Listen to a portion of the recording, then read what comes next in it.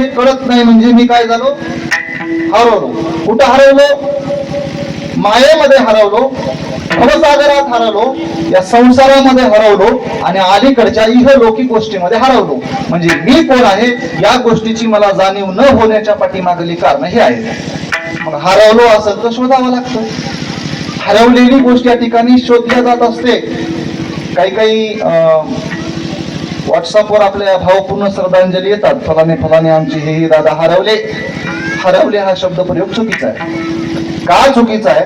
हरवलेली गोष्ट कधी ना कधीतरी सापडत असते. गेलेला माणूस सापडतो काय? हो, सापडत नाही. मग सांगायचं तात्पर्य मी हरवलो. मग हरवलं तर शोधावं लागते, पण शोधण्यासाठी सुद्धा मी हरवलो हे कळावं लागते. विठ्ठला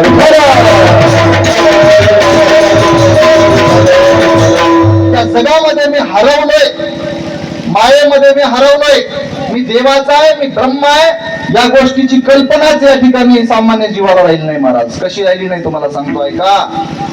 21 जण बालाजीला गेले. किती? 21 जण बालाजीला गेले. बालाजीला गेल्यावर त्याच्यामधलं एक माणूस चुकलं. एक माणूस चुकलं आणि चुकून बाजूला गेलं. लक्षपूर्वक आहे का? एक माणूस चुकून बाजूला गेलं, 20 जण एका बाजूला गेले आणि एकटंच एका बाजूला गेलं आणि कधी नाही ते बालाजीला गेलं होतं. आता चुकल्यावर या ठिकाणी गरजा करायला सुरुवात केलं. हमारे आदमी गुम हो गए, हमारे आदमी गुम हो गए, हमारे आदमी गुम हो गए, हमारे आदमी जोर जोरानं ओरडू लागलं. हमारे आदमी गुम हो गए म्हणून ओरडल्यावर पोलीस वाला जवळ आलं. क्या हुआ? म्हणलं हमारे आदमी गुम हो गए.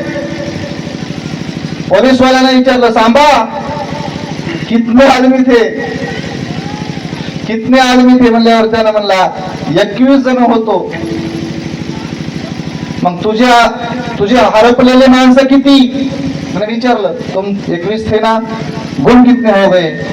त्यानं सांगितलं 20 गुम हो गए. बोला कितने? 20 गुम हो गए. 20 माणसं हरवले म्हणला. पोलीस वाल्यानं सांगितलं, पगले 20 गुम नहीं हो गए, तू अकेला गुम हो गया. विठ्ठला विठ्ठला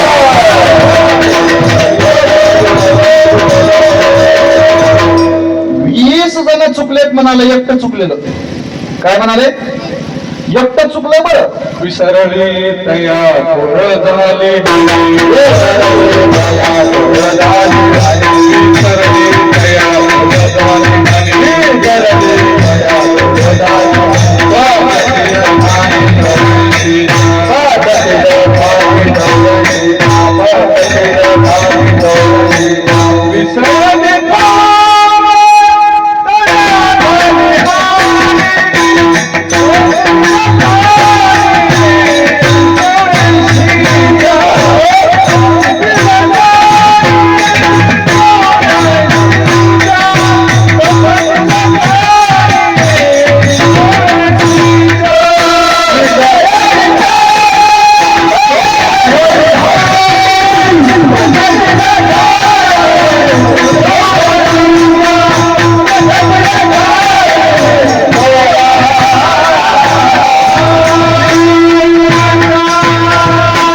विसरली तया थोर झाली हानी, पचतील खानी. 84च्या एकदा टाळी वाजवा महाराजांसाठी. 7 दिवसापासून बघालो टाळी वाजवायला कधीच कमी पडलं नाही, पण आजची टाळी काही पटली नाही बरं म्हणा. शेवटची टाळी आहे. शेवटची म्हणजे शेवटची नाही बरं, अजून कधीतरी वाजवायचा योग येईल ना. नाही तर शेवटची म्हणजे महाराज असं कसं बोलायला हो म्हणतात, तसं नाही.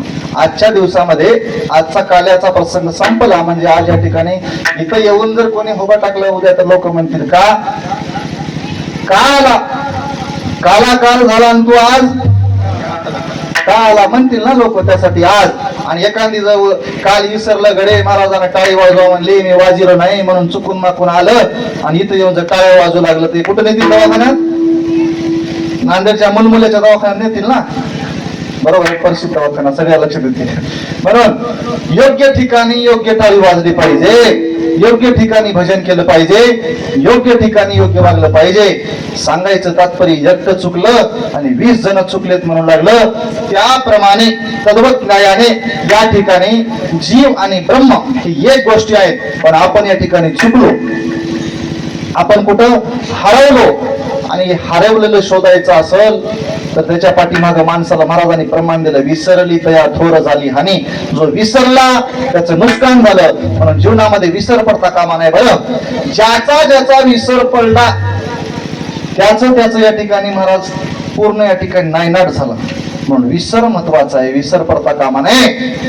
म्हणून जीवनामध्ये काही गोष्टी विसरायच्या असतात, काही गोष्टी कधीच विसरायच्या नसतात, आणि काही गोष्टी क्षणामध्ये विसरून जायच्या असतात.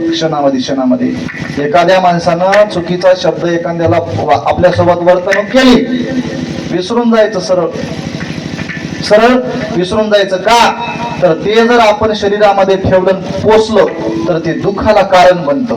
त्यानं बोललं गडे टोचत राहतं मनामध्ये. विसरून जायचं. काही गोष्टी शुल्लक असतात ना, विसरून जायचं. आणि काही गोष्टी एखाद्या साधू संतांनी आपल्याला एखादा शब्द सांगितला तर तो शब्द विसरायचा नाही, तो कायम लक्षात ठेवायचा आणि सतत त्याची आठवण ठेवायची. म्हणून विसर पडला की चुकत असतं. एकदा श्री राधेच्या हातावरती जखम झाली होती. बरं, लक्षपूर्वक ऐका. राधेच्या हातावर जखम झाली, श्रीकृष्णानं बघितलं आणि राधेला विचारलं, राधा, ही तुझ्या हातावर जे जखम दिसते ही जखम कशामुळे झाली? त्यावेळेस राधेनं सांगितलं की देवा, तुमचंच नख लागलं होतं. काय लागलं होतं? तुमचं नख लागलं होतं. श्रीकृष्ण परमात्मा म्हणले, नख लागून 2 वर्ष झाले. किती? 2 वर्षाखाली नख लागले आणि तुझी जखम अजून या ठिकाणी कमी झाली नाही, जरा शुगर चेक करून ये, जाय बरं म्हणले.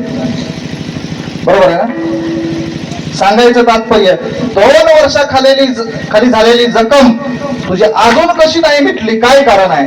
काय कारण आहे म्हणल्यानंतर राधेनं उत्तर दिलं, ते कामाचं आहे का? राधा म्हणते, देवा, तुम्ही ज्यावेळेस या ठिकाणी हाताला स्पर्श केला तेव्हा जखम झाली आणि जखम झाल्यानंतर ती जखम हळकली, त्याच्यावर खपली आली, पण मी ती खपली काढून टाकली. खपली, काही माणसं खपल्या काढतात. खपल्याचार्य, भागवताचार्य, रामायणाचार्य, मृदंगाचार्य, तसे खपल्याचार्य सुद्धा बऱ्याच जागी आहेत. ते खपली वेगळी, खपल्या काढणं वेगळं आणि खपली काढणं वेगळं. त्या जखमेवरती झालेली खपलीने काढून टाकली, परत खपली आली, परत काढली, परत आली, परत काढली. श्रीकृष्णानं विचारलं, राधे, एवढ्या लई खपल्या काढायचं तुला कोण सांगले? अशा खपल्या काढून जावं ना. त्यावेळेस या ठिकाणी राधेनं सांगितलं, देवा, माझ्या आठवणीमध्ये कायम ही गोष्ट असली पाहिजे, ती म्हणजे श्रीकृष्णाचा स्पर्श मला झाला होता आणि श्रीकृष्णाच्या स्पर्शाने मला जखम झाली होती. या जखमेकडे बघितलं की तुमची आठवण येते, तुमच्या स्पर्शाची आठवण येते, म्हणून मी खपली काढते. विठ्ठला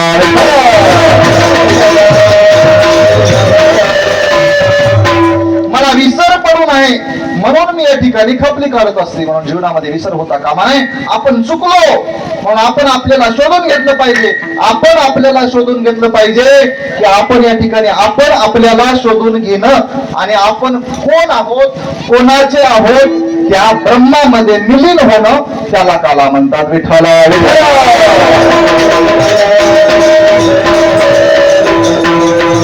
तीन प्रकारचे काले धर्मशास्त्रांना सांगितले आणि काल्याच्या कीर्तनामध्ये भगवंताच्या चरित्राचा उच्चार झाला पाहिजे असं शास्त्र सांगते.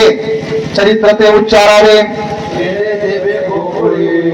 भगवंताने गोकुळामध्ये केलेलं चरित्राचा उच्चार करावा असं काल्याच्या कीर्तनाचा नियम आहे महाराज. काही गोष्टी नियमानुसार आहेत. संप्रदायामध्ये प्रत्येक गोष्टीला बंधन आहेत, प्रत्येक गोष्टीला नियम आहेत आणि प्रत्येक गोष्टी नियमानुसार झाल्या तर सत्याचं यशस्वी फळ भेटत असतं.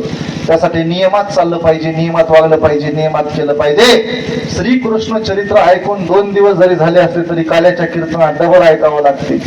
त्यासाठी श्रीकृष्णाचा चरित्राचा उच्चार जर झाला, सुंदर असं चरित्र परत जर या ठिकाणी कानानं श्रवण केलं तर उद्धार होत असतो. दीन दुबळ्या लोकांसाठी काय आहे? दीन दुर्बळाशी सुकराशी हरिकथा, लिनांसाठी दुबळ्यांसाठी या ठिकाणी सुख प्राप्त करून देणारी कोणती गोष्ट असेल तर ती म्हणजे हरिकथा आहे. श्रीकृष्णाचा चरित्राचा उच्चार काल्याच्या कीर्तनामध्ये थोडा तरी झाला पाहिजे. कारण का, तसा तो शास्त्राचा नियम आहे. विठ्ठला विठ्ठल.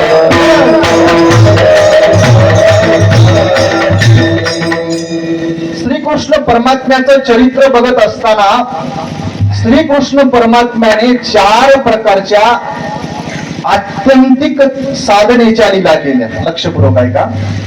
श्रीकृष्ण परमात्म्याने 4 प्रकारच्या आत्यंतिक साधनेच्या लीला केल्या. त्यापैकी तुम्हाला सांगतो, प्रथम क्रमांकाची लीला आहे त्याला म्हणतात रूप माधुर्य. द्वितीय क्रमांकाची लीला आहे त्याला म्हणतात वेणू माधुर्य. तृतीय क्रमांकाची लीला आहे त्याला म्हणतात प्रिया माधुर्य. आणि चतुर्थ क्रमांकाची लीला आहे त्याला म्हणतात लीला माधुर्य. विठ्ठला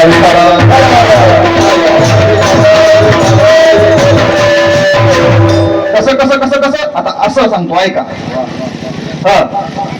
तर भगवंताने लीला केल्या, काही भक्तांचा उद्धार आणि काही लोकांचे अंतकरण फक्त रूपाकडे बघूनच अंतकरण शांत झालं. महाराज रूपाकडच, एवढं सुंदर रूप आहे देवाचं, रूपावर आधारित लीला केल्या. देवाकडे बघलं की समाधान वाटायचं, देवाकडे बघलं की मनातला द्वेष तिरस्कार निघून जायचा. नवे नवे गोकुळातल्या गवळणी भांडायचं निमित्त करून यायच्या, पण त्याचं कारण हे भांडण नसायचं, देवाला बघणं असायचं. विठ्ठला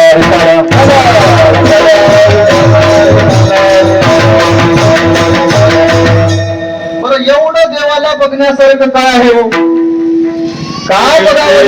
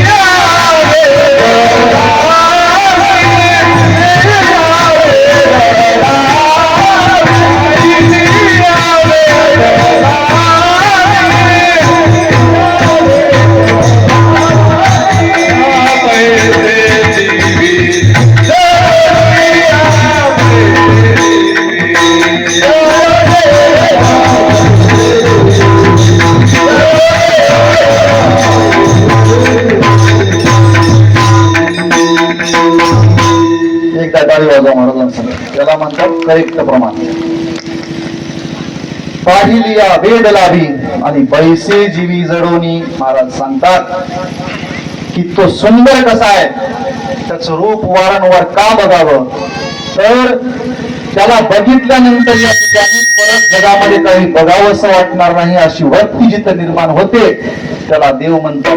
म्हणून रूपाच्या माधुर्याने भगवंताने लीला केल्या. बरं, अतिशय सुंदर असं देखणं रूप होतं की माणसं स्वतःलाच विसरून जायचे, महात्मे स्वतःलाच विसरून जायचे. एकदा भगवान श्री विष्णू म्हणजे श्रीकृष्ण परमात्मा, विष्णू भगवान सत्य लोकामध्ये गेले. लक्षपूर्वक आहे का? जरासा आवाज मोठा देणार. भगवान सत्य लोकामध्ये गेले आणि सत्य लोकामध्ये गेल्यानंतर ब्रह्मदेवाच्या सभेमध्ये जेवढे जेवढे बसले होते तेवढे तेवढे या ठिकाणी उठले आणि भगवंताला उठून अभिवादन केलं, उठून नमस्कार केला. बरं, सगळ्यांनी उठून नमस्कार केला. पण 4 तरुण सूर्यासारखे तेजस्वी, ज्याला संकादिक म्हणतात, ते 4 तरुण उठले नाही. 4 तरुण तसेच बसून राहिले आणि भगवान विष्णूकडे बघू लागले. ते 4 तरुण बसून आहेत. ब्रह्मदेवाने त्यांच्याकडे बघितलं, ब्रह्मदेवाला भयंकर राग आला आणि ब्रह्मदेवाने या ठिकाणी त्यांच्या जवळ गेले. अरे, अनंत कोटी ब्रह्मांडाचा नायक भगवान या ठिकाणी आलाय आणि त्यांना नमस्कार करण्यासाठी तुम्ही उठला नाही, तुम्ही अपमान केलाय देवाचा. बघा, इथं एवढे मोठे मोठे लोक आहेत, सगळे उठलेत आणि देवाला अभिवादन केले, पण तुम्ही देवाचा अपमान केलाय. हे तुम्हाला शोभतं का?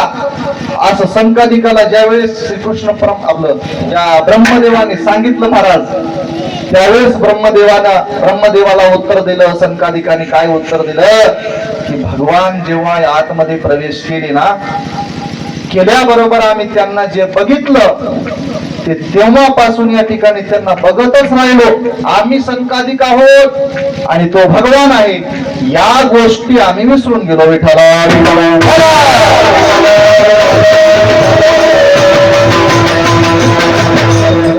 एवढा भगवंताचा नाद लागावा लागते बरं का.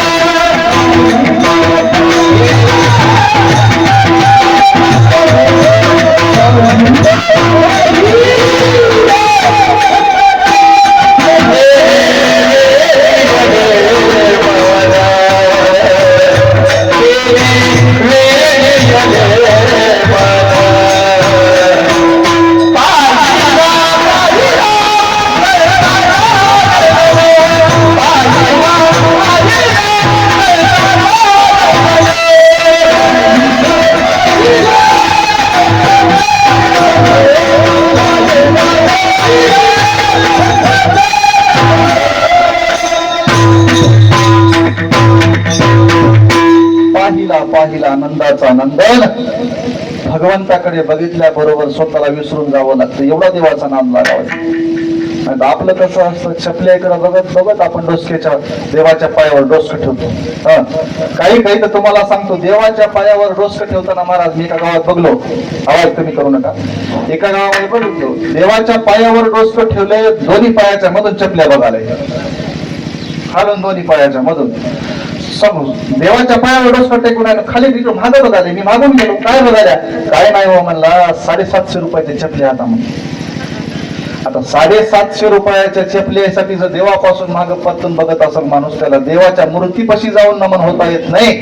देवापर्यंत या ठिकाणी कधी पोहोचेल? म्हणून अंतकरणापासून या ठिकाणी देवासाठी जावं लागतं. बरं, स्वतः देवासाठी जा, देव तुमच्यासाठी आल्याशिवाय राहणार नाही.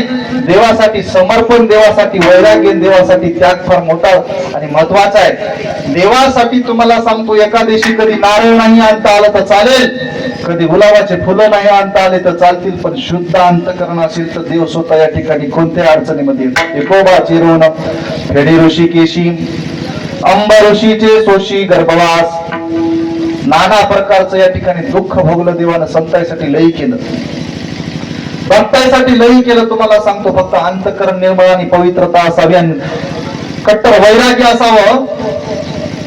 आपल्या परभणी जिल्ह्यामध्ये श्री संत मोतीराम महाराज होऊन गेले. मोतीराम महाराज फळेकर प्रत्येकाला परिचयाचे साधू आहेत. प्रत्येक पंचक्रोशीमध्ये काहीतरी साधू होतात महाराज. पंचक्रोशीमध्ये साधू जन्माला येतात आणि मोतीराम महाराजांचा जन्म झाला आणि मोतीराम महाराज या ठिकाणी हरिभक्तीला लागले. अवतारिक पुरुष होते, संत महात्मे होते.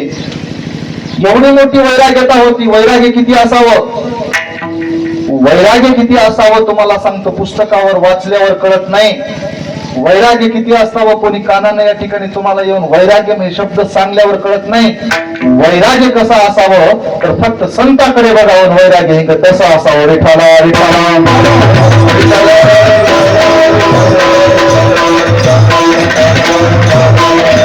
वैराग्य कसं असावं. मोतीराम महाराज दिग्रस नावाच्या गावाला गेले, नदीवर आंघोळीसाठी गेले आणि आंघोळीसाठी गेल्यानंतर नदीला आंघोळीला गेले आणि कपडे काढून त्यांची जी काही बनियान होती, जे बंडी त्याला बंडी म्हणतात, ते काढून ठेवून आंघोळीला गेले आणि आंघोळ करून येऊ देतो एका माणसाने मुद्दामून या ठिकाणी मोतीराम महाराजांचं अंतकरण बघण्यासाठी 5 रुपयाची नोट त्यांच्या बंडीमध्ये टाकली आणि 5 रुपयाची नोट बंडीमध्ये टाकल्याबरोबर मोतीराम महाराज आले आणि मोतीराम महाराजांनी या ठिकाणी कळालं अंतर्मनानं, त्यांना सांगावं लागत नाही, साधूंना कळत असतं सगळं. त्याने अंतर्मनाने या ठिकाणी ओळखलं की कोणीतरी आपल्या याच्यामध्ये आपली चेष्टा केली, पैसे ठेवून चेष्टा.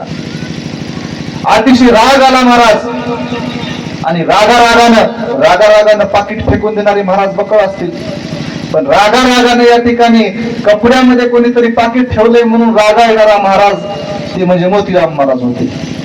पैसे ठेवलेत म्हणून, पैसे घेतलेत म्हणून राग करणारे बघा असतील, पण पैसे ठेवलेत म्हणून या ठिकाणी गर्दा करायला सुरुवात केली. कोण घाण केली माझ्या शर्टावर, कोण घाण केली माझ्या बंडीवर, कोण घाण केली. मारुती महाराज दस्तापूरकरांसारखे सगळे मोठे मोठे शिष्य जवळ आले. महाराज काय झालं? काही नाही रे, कोणीतरी घाण करून ठेवलंय माझ्या बंडीवरती, बघा ना. मारुती महाराजांनी बघितलं. मारुती महाराज म्हणतात, महाराज कुठं घाण आहे? तुमचा काहीतरी गैरसमज झालाय. नाही नाही, चांगलं बघ म्हणले, काहीतरी मध्ये घाण केलंय. मारुती महाराजांना ओळखलं काहीतरी वेगळं आहे. मध्ये हात घालून बघितलं तर किती 5 रुपयाची नोट निघाली. तेव्हाचे 5 रुपये म्हणजे आताचे खूप मोठी आहे. 5 रुपयाची नोट बघितल्या बरोबर या ठिकाणी त्या सगळ्या बंडी सहित, पैशा सहित या ठिकाणी त्या नदीच्या किनाऱ्यावर मोतीराम महाराजांना बंडी सुद्धा जाळून टाकली. त्या दिवसापासून निर्णय केला की खिसा ज्याला असते ते शर्टच शिवायचं नाही. विठाला विठाला.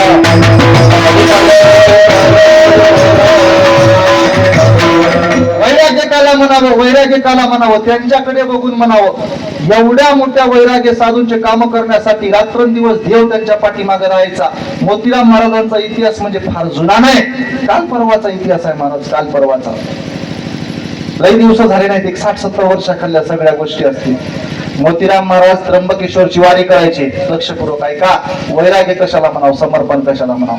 मोतीराम महाराज त्र्यंबकेश्वरची वारी करायचे. त्र्यंबकेश्वरची वारी करून तिथलं कीर्तन करून तुकोबारायाच्या समोर देहूमध्ये मोतीराम महाराजांचं कीर्तन असायचं. आणि नित्याच्या प्रमाणे या ठिकाणी मोतीराम महाराजांनी त्र्यंबकेश्वरची वारी केली, ब्रह्मगिरीची प्रदक्षिणा केली. मोतीराम महाराज नाही हे मोतीराम महाराजापासून त्यानंतर मोतीराम महाराज देहूला गेले आणि देहूला जाऊन तुकोबारायाच्या समोर कीर्तन झालं. आणि संचापारी या ठिकाणी आता आळंदीमध्ये मोठ्या मोठ्या शांताराम बुवा जोग महाराज जे काही पहिलेचे साधू होते त्यांनी मोठा सप्ताह इंद्राणीच्या काठावर ठेवला होता. आणि ती सप्त्याचा काला झाला की दुसऱ्या दिवशी पालखी प्रस्थान होती, असं गणित होत त्याचं. मग त्या सप्त्यासाठी जायचं आहे. देहूमध्ये कीर्तन झालं. लक्षपूर्वक आहे का बरं. देहूत कीर्तन झालं आणि मोतीराम महाराजांनी या ठिकाणी संचापारी 5 ते 6 ला आपल्या शिष्यांना बोलवलं आणि सांगितलं की आपल्याला आता आळंदीला जायचं आहे. शिष्यमंडळ सगळी म्हणली, महाराज आता रात्र झाली आणि बैलगाडीनं प्रवास करायचा आहे, घोड्यावरती त्या ठिकाणी प्रवास आहे. बैलगाडीमध्ये पसारा असायचा आणि मोतीराम महाराज घोड्यावर असायचे आणि घोड्यावर जावं लागल. अंधाराने या ठिकाणी जाण्याची व्यवस्था मला तर उशीर होईल आणि वातावरण सुद्धा थोडं बिघडल्यासारखं वाटत आहे. आपण सकाळच्या पारी लवकर जाऊ. मोतीराम महाराज म्हणले तसं चालतच नाही, चला लवकर निघा, आपल्या वेळेला या ठिकाणी महत्व दिलं पाहिजे. तेव्हाचे महाराज होते 9ला सांगून 11ला येणारे, आताचे महाराज नव्हते. विठाला विठाला.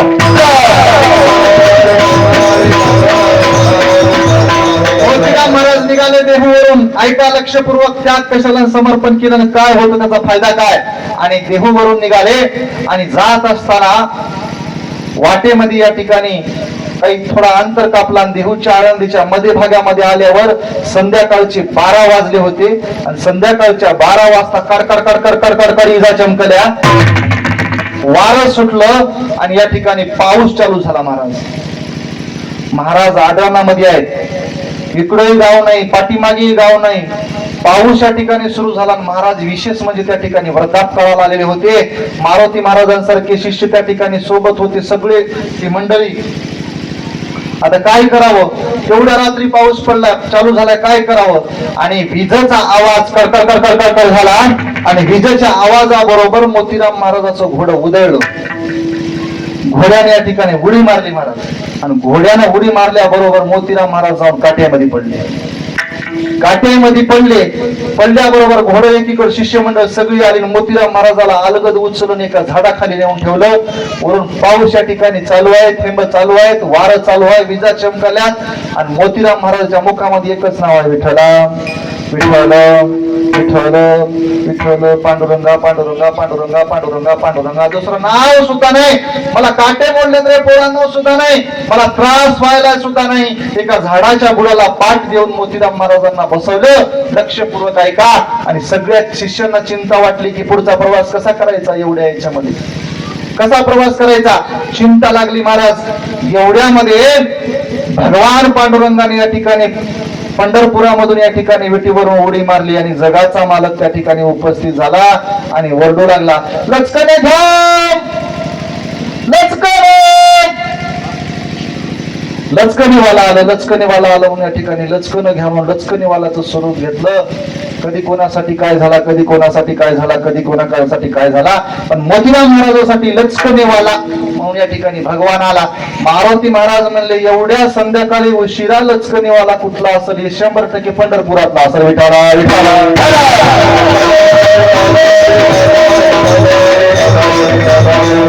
ऐका, जगाच्या मालकाला भक्ताची किती चिंता आहे, जगाच्या बापाला किती काळजी आहे.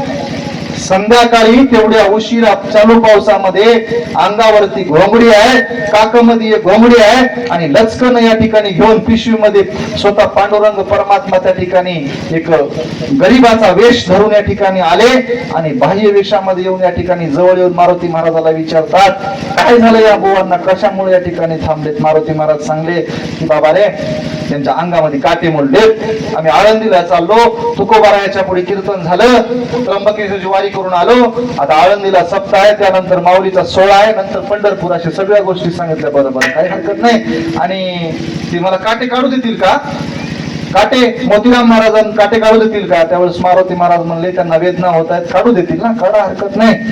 भगवान म्हणले काही हरकत नाही, मी काही दिवसा काही रात्री तुम्हाला दिसेल काय, अंधार आहे आणि काटा काढण्यासाठी तुम्हाला सांगतो दिसावं लागतं, उजेड असावं लागतं. तुम्हाला एवढ्या अंधारामध्ये दिसल, कसे काटे काढसाल. भगवान म्हणले मी दिवसा काढलेत, रात्री काढलेत, आणि कोणाचेही काढलेत. काय काढलेत, काटे काढलेत. हे तर भक्तांना त्रास होणारे काटे आहेत, मोठे मोठे काटे काढलेत म्हणून या ठिकाणी स्वतः त्या भगवान त्यांच्या जवळ गेले. आणि जसं जसं भगवंत काटे काढत आहेत महाराज, लचकन लावण्याबरोबर तिकडं काळ कोणी वीज चमकायची, विजेचा प्रकाश पडायचा, महाराज काटा उपसून घ्यायची. विजेचा प्रकाश पडायचा, काटा उपसून घ्यायची. विजेचा प्रकाश पडायचा, काटा उपसून घ्यायची. नुसते काटे काढण्यासाठी कितीतरी वेळा काढ काढ काढ काढ, विजा चमकली आणि पाऊस थांबला. सगळे काटे या ठिकाणी काढले आणि अंगावर हात फिरवला. मोतीराम महाराजांना शांत वाटलं, चांगलं वाटलं.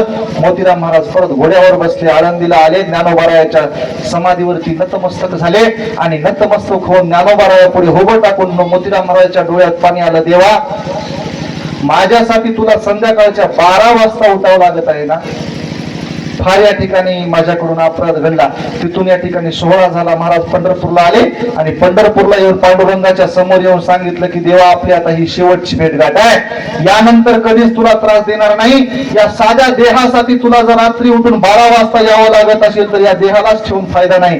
म्हणून मोतीराम महाराज तिथून जे फळ्याला आले, फळ्याला आल्यानंतर या ठिकाणी एक गंगाखेडचा ब्राह्मण आणि एक पालनचा ब्राह्मण, या 2 ब्राह्मणांना बोलून घेतलं आणि विचारलं की या ठिकाणी शुभ मुहूर्त काढायचा आहे आपल्याला माझ्या जाण्याचा.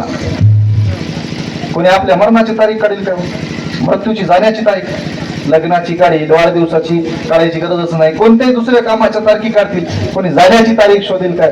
पण मोतीराम महाराजांनी विचारलं शुभ दिवस कोणता आहे. त्या ब्राह्मणाने सांगितलं की महाराज हा दिवस शुभ आहे आणि एक दिवस निवडला आणि त्याच दिवशी आपला देह सोडायचा आहे असं या ठिकाणी महाराजांनी सांगितलं. सगळ्या शिष्यांना सांगितलं की त्या दिवशी आता आपल्याला देह सोडायचा आहे. मग आजपासून 7व्या दिवशी देह सोडायचा आहे. महाराजांना आज विना उभा केला आणि सप्त्याला चालू केलं. सप्त्यावर मरण, कसं मरण असेल तुम्हाला सांगतो. वैराग्य कोणाला म्हणावं तर वैराग्य त्यांच्याकडे बघून म्हणावं. लागोणी पाप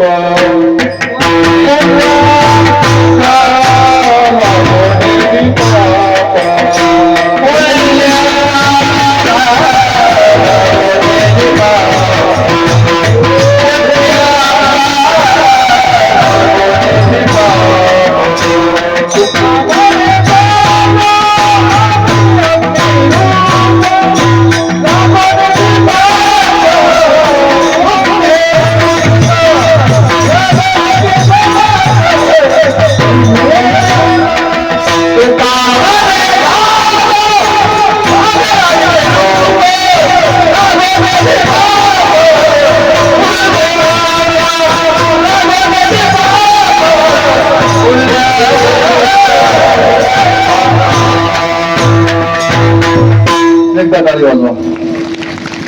तुका म्हणे आम्ही झालो अग्निरूप, लागो नेदी पाप पुण्य अंगा. अग्निसारखा देह, अग्निसारखं स्वरूप संतांचं असतं महाराज. म्हणून मोतीराम महाराजांनी ठरवलं 7व्या दिवशी देह सोडायचा आहे. विना उभा केला आणि सप्त्याला प्रारंभ केला.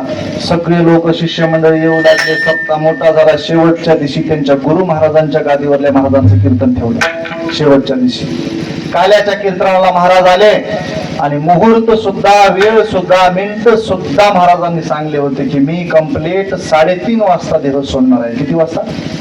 3:30 वाजता देह सोडणार आहे. त्याचा मुहूर्त, तिथी वगैरे सगळं पदशीर या ठिकाणी त्याच्या चरित्रामध्ये आलेलं आहे.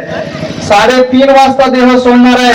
1 वाजता काल्याचं कीर्तन झालं. महाराज घोड्यावरती बसले. महाराज म्हणले आता चलतो बरोबर. मोतीराम महाराज म्हणले महाराज तुम्ही थांबा थोडस 3:30 पर्यंत. महाराज म्हणले नाही, अडचण आहे, थोडं मला जावं लागेल. म्हणून महाराज ठाकूर बुवा घोड्यावरती बसले आणि जाण्यासाठी निघाले. आणि गोदावरी नदीच्या वाळूमध्ये त्यांच्या घोड्याने जे पाय रवले महाराज, ते पायच पुढे टाकले नाहीत. पायच उचलना गेला घोडं. कोणाचं? ठाकूर बुवाचं घोडं पाय उचलना गेलं. इकडे होय नव करत 3:30 वाजले. ठाकूर बुवा नदीमध्ये, गोदावरीमध्ये आहेत. इकडे आश्रमामध्ये महाराजांनी या ठिकाणी कंप्लीट 3:30 ला आपला देह ठेवला आणि डोळे झाकले. पळत माणसं गेली आणि महाराजांनी देह ठेवलाय. ठाकूर बुवाला कळालं की ही सगळी योजना कोणाची आहे? भगवंताची आहे. आणि मी या ठिकाणी अंतिम समयाला तिथं राहिलं पाहिजे, महत्वाचं होतं. तिथून या ठिकाणी त्यांचे गुरु महाराज आले आणि तिथून आल्यानंतर त्यांना दर्शन घेण्यासाठी देह ठेवलेले मोतीराम महाराज परत एकदा जिवंत झाले आणि गुरूंच्या चरणी नमस्कार केला आणि तुम्हाला थांबा म्हणलं होतं, आता माझा शेवट गोड झाला.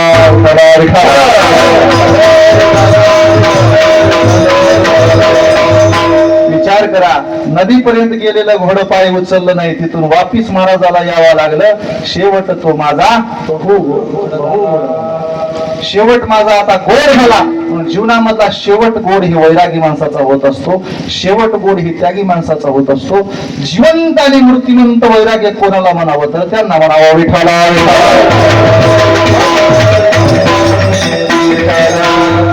भगवंतांनी लीला केल्या रूपाच्या आधारानं, रूपावरती मोहित होऊन एक वर्ग प्रेम करणारा, त्याच्यावरती भगवंताने नाना प्रकारच्या लीला केल्या. नंतर वेणूच्या माध्यमातून लीला केल्या. त्याला काय म्हणतात? वेणू माधुर्य. वेणूच्या माध्यमातून भगवंताने एवढ्या लीला केल्या. महाराज भगवंताने जर वेणू वाजवला तर अक्षरशः गोपिका स्वतःला विसरून जायच्या. एवढी गोड भगवंताची वेणू होती. किती गोड होती?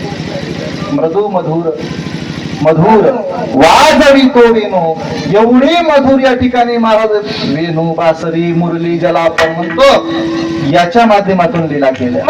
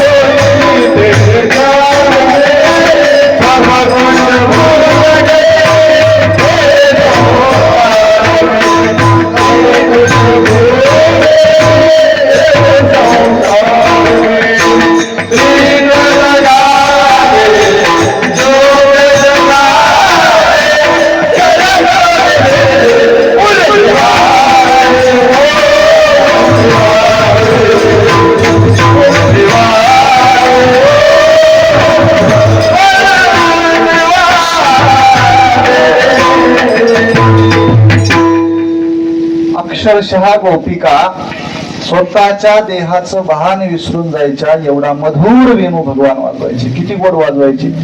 त्याच्या गोडीचा अनुभव आपण सांगू शकत नाही महाराज. भगवंताची मुरली ऐकण्या एवढं भाग्य ज्यांचं होतं तेच जाणे. विठाला विठाला.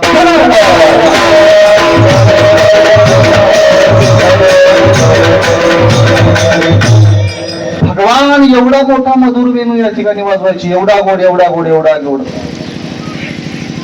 तृणचा गायी व्याघ्रे एके ठाई झाली आणि तृण चारा समूळ विसरली. चरू विसरली. तृण चारा चरू विसरली. गायी व्याघ्रे एके ठाई झाली. गाय आणि वाघ एका जागी येतो काय हो कधी? गायन वाघ एका जागी राहू शकतो काय? पण गाय आणि वाघ सुद्धा एकत्र येऊन आनंदाने डोलवायचा केव्हा? जेव्हा भगवान या ठिकाणी वेणू वाजवायचे तेव्हा. विठाला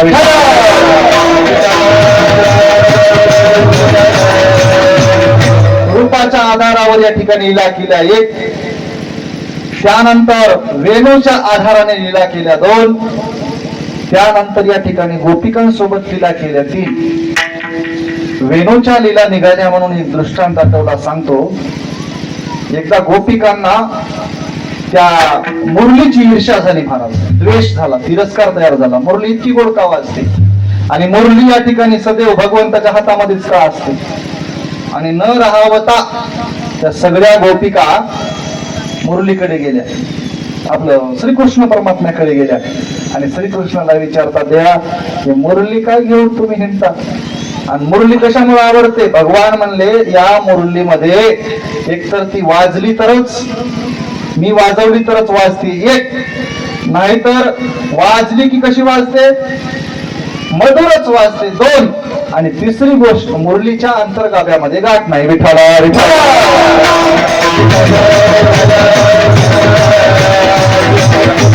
म्हणून मुरली देवाला आवडत असते. मुरली मनोहर रे माधव, मुरली मनोहर रे माधव, श्रीवत्सलांचन हृदय विलासन, दीन दयागन रे माधव. मुरली अशी असणारी भगवंताला प्रिय आहे, मुरलीच्या निमित्ताने लीला केल्या. त्यानंतर प्रिया म्हणजे गोपिकांच्या माध्यमातून लीला केल्या. गोपिकांच्या माध्यमातून एवढ्या लीला केल्या महाराज, काय सांगावं. गोपिकांचं निष्काम प्रेम, एवढं निष्काम प्रेम, एवढं निष्काम प्रेम. एका दिवशी नारदजी द्वारकेमधून गोकुळला आले. गोपिकांचं प्रेम सांगतो ऐका. द्वारकेमधून या ठिकाणी एका दिवशी नारदजी गोकुळामध्ये आले. अगोदर या ठिकाणी द्वारकेला गेले आणि भगवंताची भेट घेतली. भगवंताची भेट झाल्याबरोबर या ठिकाणी भगवंताचा चेहरा थोडा पडला होता. कदाचित त्यांना आता भूक लागली असेल, 12 वाजले. भगवंताचा चेहरा थोडा पडला होता आणि भगवंताकडे नारदजीनं बघितलं. देवाला म्हणतात, देवा लईच तुमचा चेहरा उतरल्यासारखा दिसालाय, नाश्ता वगैरे एकादशी नाही सोडली वाटतं अजून, काय झालंय? देव म्हणले, माझं डोकं दुखतंय नारदा, डोकं. आता देवाचंही डोकं दुखत असेल काय हो? काहीतरी लिलाच आहे ना एक सुद्धा. देवाचं सुद्धा डोकं दुखतंय माझं नारदा. डोकं दुखतंय म्हणल्यावर या ठिकाणी नारद म्हणले, काय करावं लागेल? काय डोकं दाबो काय? नाही डोकं दाबायला जमत नाही. मग औषध आणू का? मेडिकलला जाऊन गोळ्या आणू का? काय करू? नारदजी विचारू लागले. देव म्हणले, एकच उपाय आहे, गोकुळामध्ये जावं लागेल आणि गोकुळामध्ये औषध आहे म्हणले माझ्या डोक्याचं. काय औषध आहे? गोकुळामध्ये गोपिकांच्या चरणाची रजकण आण. काय कर? गोपिकांच्या चरणाची रजकण, धूळ आण, धूळ पायाची गोपिकाच्या. काय औषध आहे देवा म्हणले, तुमची गमतच आहे, तुम्ही कधी काय करसाल काही सांगता येत नाही, याचा नेम नाही. बरं ठीक आहे, जातो. गोकुळामध्ये नारदजी आले आणि गोपिकांचा एडा भोवती पडला. गोपिका विचारू लागल्या, भगवान कसे आहे? श्रीकृष्ण परमात्मा कसा आहे? सुखरूप आहे ना? आमचा देव कसा आहे? सगळ्या गोपिका या ठिकाणी विचारू लागले महाराज. नारदजी म्हणले, सगळं खरं आहे, पण नारदाचं आपलं भगवान श्रीकृष्णाचं डोकं दुखतंय. डोकं दुखतंय म्हणल्याबरोबर गोपिका म्हणल्या, डोकं दुखतंय मग इलाजासाठीच तर आलो नाही, तर कोणता इलाज आहे? त्यावेळी नारदजीनं सांगितलं की तुमच्या सगळ्याच्या पायाची पायधूळ श्रीकृष्णाच्या डोक्याला लावण्यासाठी न्यायची आहे. प्रत्येकच गोपिका या ठिकाणी असे पायापुढे करू लागल्या. प्रदीप महाराज, घ्या पायधूळ आमची, घ्या पायधूळ आमची म्हणून सगळ्या गोपिका. नारदजी म्हणले, घाई करू नका, तुम्हाला परिणामाची जाणीव नाही, तुम्हाला कदाचित परिणामाची जाणीव नाही. तुमच्या पायाची पायधूळ नेल्यानंतर कदाचित तुम्ही नरकात जाऊ शकाल. का? तर एक तो जगाचा बाप भगवान आहे आणि त्याच्या डोक्याला माती लावायची तुमच्या पायाची. सामान्य माणसाच्या सामान्य लोक आहात तुम्ही. तुमची माती या ठिकाणी भगवंताच्या कपाळाला तुम्ही नरकात जाऊ शकाल. तुम्ही नरकात जाऊ शकाल म्हणल्यानंतर गोपिकांचं उत्तर होतं, लक्षात घ्या. गोपिका म्हणतात, आमच्या पायाच्या पायधुळीने श्रीकृष्ण परमात्म्याला जर या ठिकाणी डोकदुखीपासून मुक्ती होत असेल तर आम्ही एक वेळा नाही 1000 वेळा नरकात जाऊ. विठाला विठाला.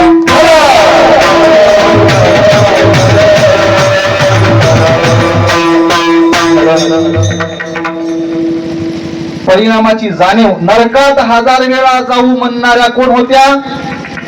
गोपिका होत्या. स्वतःच नुकसान करून दुसऱ्याचा फायदा झाला पाहिजे ही ज्याची भक्ती आहे, स्वतः दुःख भोगून जगामध्ये दुसऱ्याला सुख प्राप्त झालाय ही ज्याची वृत्ती आहे, त्याला गोपिका म्हणायचं. गोपिका म्हणजे काय आहे? गोपिका म्हणजे एक स्त्री नाही. गोपिका म्हणजे एक कोणती वस्तू नाही. गोपिका म्हणजे परमार्थातली अवस्था आहे. विठ्ठला विठ्ठला.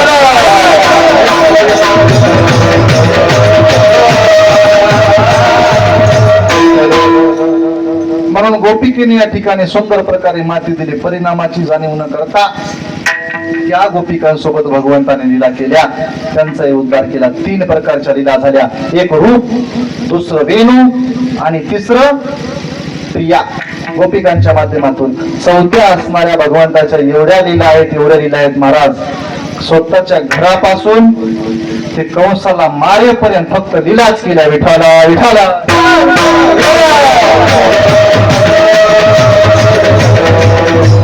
एवढ्या लीला केल्या भगवंतांनी.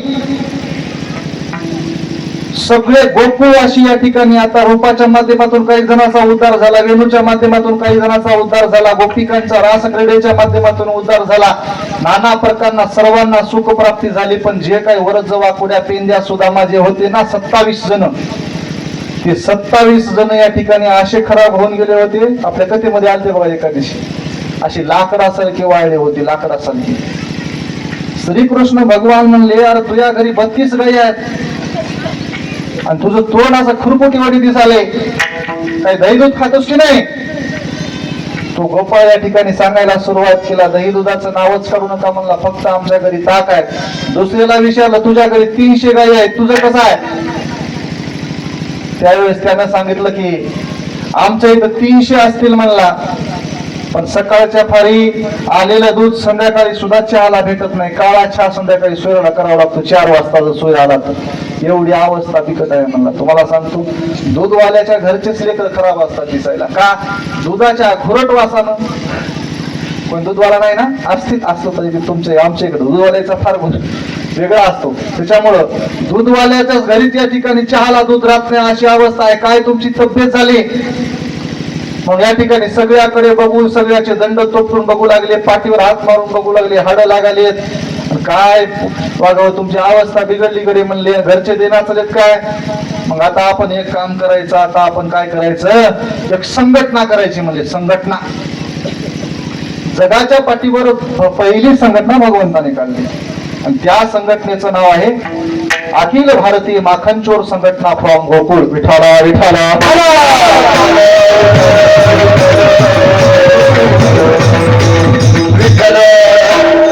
पण त्या संघटनेमध्ये या ठिकाणी सगळे म्हणले, देवा काय बी करा पण अध्यक्ष आणि उपाध्यक्ष तुम्हीच व्हा बरं.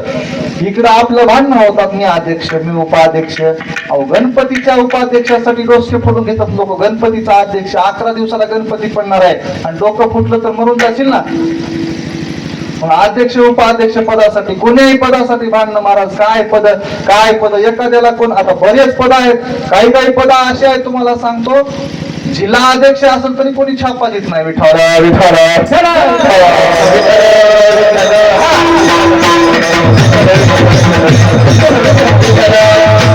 असंच एक नांदेड मध्ये भेटलं आणि एका पदावर आहो म्हणला मी हॉटेल वाल्याला. कोण्या पदावर? अमक्या पदावर. कोणता पद आहे? जिल्हा अध्यक्ष.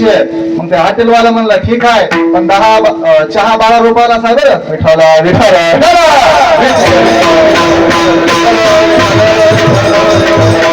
कळालं ना?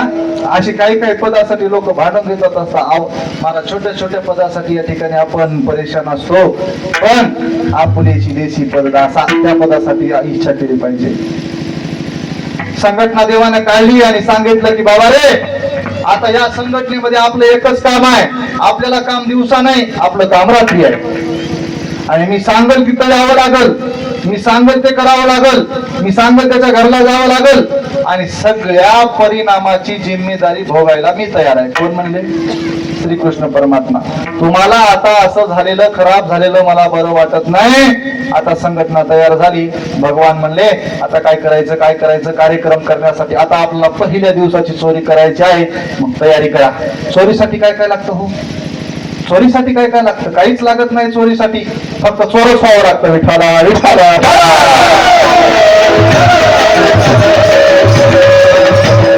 भगवंताने सांगितलं की कधी कधी काही गोष्टी अडचणीच्या आल्या तर आपल्याला काय करावं लागेल? हातामध्ये खडे घ्या. उंच जर या ठिकाणी माठ असेल तर त्याला फोडण्यासाठी खडा असावा. खडे घ्या. काही माणसं उभं टाकत जा. सगळ्या पद्धतशीर आपण चोरी करूया, शास्त्रोक्त चोरी करूया. अडचण कसलीच नाही आली पाहिजे. तुम्हाला सांगतो अशी शुद्ध चांगली चोरी करूया. त्यासाठी सगळी टीम तयार केली आणि गोपालांना सांगितलं तुम्ही काय करा, आता सगळेजण माझ्या पाठीमागे या. अभंगाचं पहिलं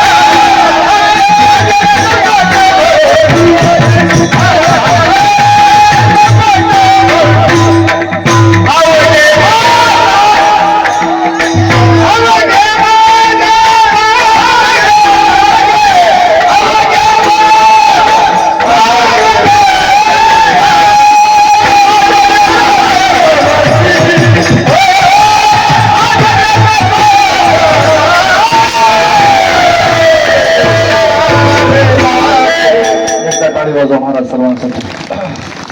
याल तरी यारे लागे अवघे माझ्या मागे मागे. भगवान म्हणले काय करा, सगळे माझ्या पाठीमागे या आता. आणि सगळ्यांनी मिळून या ठिकाणी भगवान निघाले आणि एका घरी जाऊन या ठिकाणी महाराज एक चोरी केली. घरामध्ये गेले आणि सगळे शांत झोपलेले आहेत. चोरी केली आणि खाण्यासाठी महाराज कोणाच्या हिश्याला कमी आलं, कोणाच्या हिश्याला कमी आलं. चोरी सक्सेस, पहिला डाव सक्सेस झाला बरं त्यांचा. आणि कोणाच्या हिश्याला कमी आलं आणि गोपाळ सकाळच्या पारी आले. देवा म्हणले एवढी मोठी संघटना काढले आणि एवढी मोठी संघटना काढून सुद्धा आम्हाला काहीच मिळालं नाही. म्हणले काय सांगावं, किती आलं? म्हणले हिश्याला आमच्या उगं इतकं इतकं कुठं कुठं. एवढी भिवून चोरी केली, एवढ्या अडचणीतून चोरी केली आणि विशेष म्हणजे चोरी केली. चोरी करून तरी पोटभर खायला भेटावं ना, आम्हाला भेटलं नाही पोटभर सुद्धा. देव म्हणले आता चोरी करण्यासाठी या ठिकाणी आपल्याला फार तत्पर राहावं लागेल. बरं, आरोप येतील, नाना प्रकारचे लोक बोलतील आणि गवळणी घरला येऊन सांगतील मंदस्तूर या ठिकाणी 10 गवळणीचा मेळाच्या ठिकाणी यशोदेच्या घरासमोर आला आणि यशोदे इतके दिवस तुझं पोरग वेगळ्या पद्धतीच्या खोड्या करत गेले पण आज बिघडले बरं. म्हणली आज काला विठाला विठाला.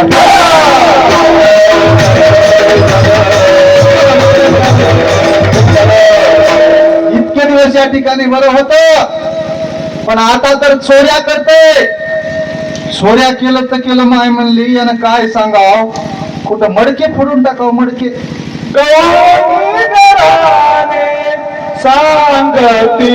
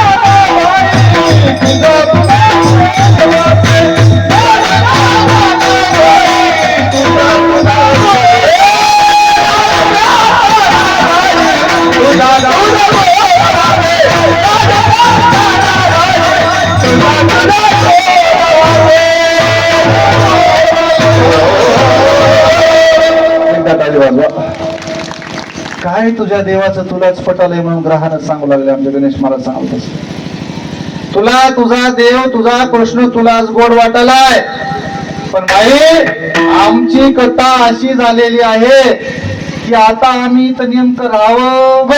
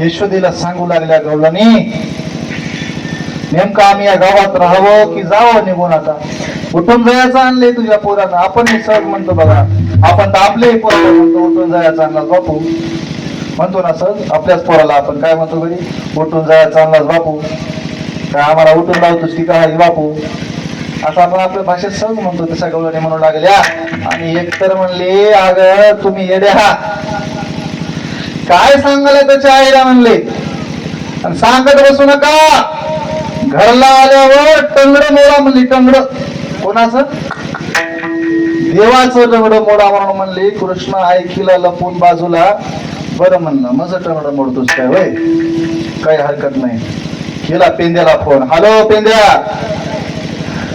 ताबडतोब आपली टीम सज्ज करून या सगळेजण आले हे का बघ हिचा घर नंबर घ्या म्हणले बोलाले की नाही हिचा घर नंबर काय आहे पेंद्या म्हणला मी आपलं याला उभं टाकलो होतो एक बार ग्रामपंचायतला मला घर नंबर सगळे सदस्य सगळंच माहित आहे मला सगळंच काढतो म्हणलं हिचा आता काही हरकत नाही आपलं संध्याकाळचं मिशन आता यांच्याकडे आहे माझं टंगळ मोडते ना माझ्या आई पुढे येऊन मला असं बोलते ना मग आता सगळं हिचं नाव घर नंबर सगळं लिहून घ्या म्हणले आणि त्यानं आपल्या आपल्या ग्रुपला मेसेज केला आज संध्याकाळी ठीक व्हॉट्सअप ग्रुप होता हो त्याचं त्याला विठाला विठाला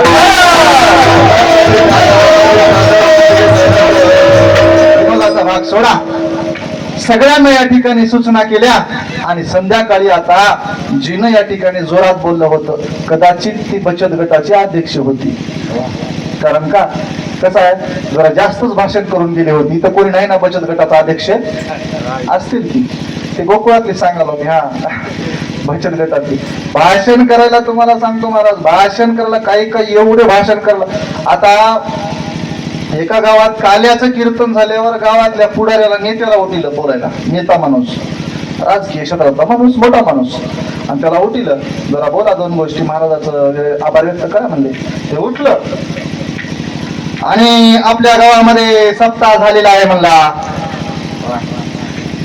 अतिशय सुंदर या ठिकाणी सप्ताह संपन्न झाला पुढारी बोलाय बरं हे मी बोलायला नाही हा पुढारी अतिशय सुंदर या ठिकाणी महाराजानं भागवत होतं शिवपुराण कथा केली म्हणला गावानं खनखन खंटाळ्या वाजल्या चांगलं झालं म्हणला काय गाव आपलं सुधारलं असं झालं तसं झालं शेवटला म्हणला या जगावर वारकरी संप्रदायाचे उपकार आहेत माय बाप म्हणला पुढारी वारकरी संप्रदायानं आम्हाला काय दिले काय सांगावं म्हणला ज्ञानोबारायाची गाथा पाण्यावर तरली आणि तुकोबारायानं ज्ञानेश्वरी लिवली म्हणला विठोबा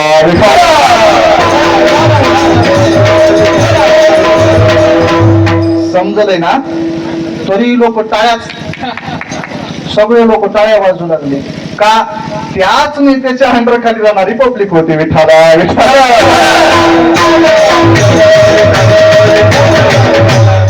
भाषण करायला सुद्धा कुठं कुठं वेगळे क्षेत्र असते कुठलं कुठेही कुठल्या ज्ञानोबारायाची गाथा पाण्यावर तरली आणि तुकोबारायानं ज्ञानेश्वरी लिहिली लागू पडेल काय होईल किती जरी मोठा माणूस असला तरी लागू पडेल काय जमत नाही तसं भाषण ठोकून ठोकून या ठिकाणी गेले आपल्या टीमला आदेश केला आणि आता संध्याकाळी आपल्याला पूर्ण बदला घ्यायचा आहे. आपली टीम सज्ज केली 27 आणि हे दोघं 29 जण. किती? 29 जणांची टीम होती, लक्षात ठेवत जा. गोकुळामधली टीम होते की नाही, 29 जण होते. मी कथेमध्ये सांगून गेलो. त्याच्यामध्ये 29 चा आकडा फार महत्वाचा आहे. 29 मध्ये 24 एकादशी 5 पर्वण्या, हे 29 आणि हे 29. तशी 29 जण सज्ज झाले, आपल्या ठरलेल्या वेळी या ठिकाणी आले आणि त्या ज्यानं डायरीमध्ये नाव लिहून ठेवलं होतं त्या घर नंबरला पोहोचले. जिनं जोरात बोलली होती ना, तिच्या घरापर्यंत पोहोचले आणि घरापाशी गेलं की या ठिकाणी हळूवार घरामध्ये शिरले आणि तिला या ठिकाणी वाटलं की आता हे लेकरू आहे, ते गेला असेल झोपी.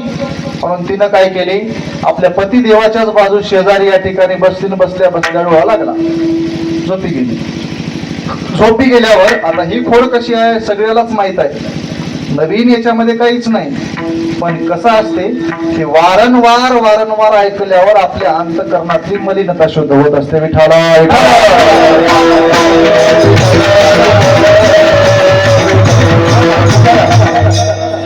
श्रीकृष्ण परमात्मा आत गेला आणि बघितलं की या ठिकाणी माझं तगडं मोडणारी आता समाधान झोपलेले आहे.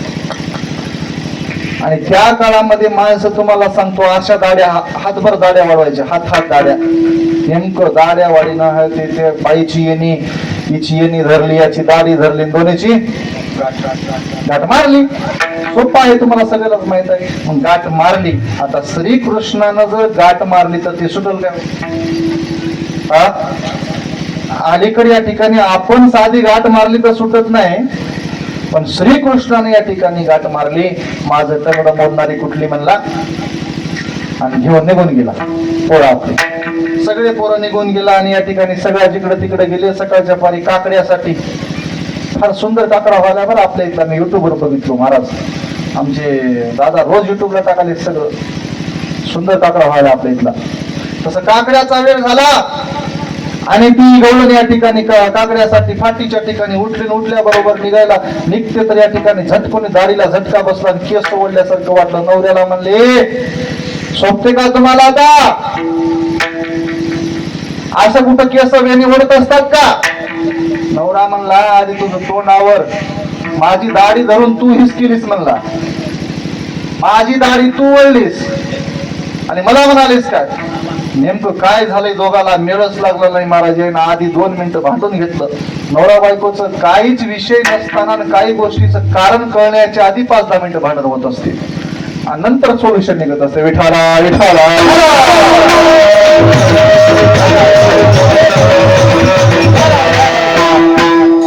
तसंच झालं. दोघांनी बघितलं की हे काय झालंय, गाठ बसलेली आहे, कोणतरी मारलेली आहे. माय म्हणले, कसं झालं, काय झालं? गाठ सोडायला गेली, गाठ सुटे ना. नवरा म्हणला, काकडा बंद होण्याच्या आधी गाठ सुटली पाहिजे. सोडण्याचा प्रयत्न केला. जाय म्हणला, जाऊ दे, जातील तुझे इतकं 4 केसच जातील म्हणलं, 4 बोट कापून काढ. स्वयंपाक घरामध्ये जाय ना. बायको म्हणली, जाय नाही, चला. जाय कुठं, गाडी घेऊन चला तुमची. निघाले, स्वयंपाक घरापाशी गेले आणि स्वयंपाक घरापाशी जाऊन त्या ठिकाणी चाकू घेतला आणि कापण्याचा प्रयत्न केला, पण त्याच्यावर चाकू सुद्धा चलत नव्हता. महाराज कापना गेली, शस्त्र सुद्धा त्या ठिकाणी चलना गेलं. चाकू टाकून दिला. जाऊ दे म्हणला, जातील जरा जास्त येणे जळून जाय म्हणला. जाळ म्हणला. दिवा पेटवला, दिवा धरला.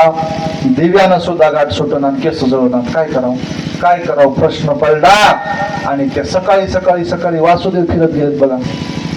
वासुदेव, आम्ही दाणे घेत नाही, आम्ही तांदूळ घेत नाही, आम्ही गहू घेत नाही, आम्ही घेतो फक्त पैसे आणि साड्या, असं म्हणणारी. ते सकाळी आले आणि तिच्या दारासमोर येऊन या ठिकाणी मागू लागले. पण दार काही उघडे ना. मग दार उघडे ना म्हणून यानं काय केलं, हळूस त्या दाराच्या सामटीमधून बघितलं. दाराच्या सामटीमधून बघितलं की यांचा त्यांना पिक्चर दिसला, काय चालू आहे ते मध्ये. हे येणी आणि ते दाढी, येणी दाढीचा जो पिक्चर चालू होता ते पळतच सुटलं, चौकामध्ये गेलं आणि वरडायला सुरुवात केलं, पोरं हो चला, सैराट लागलाय. नाही विठाला विठाला.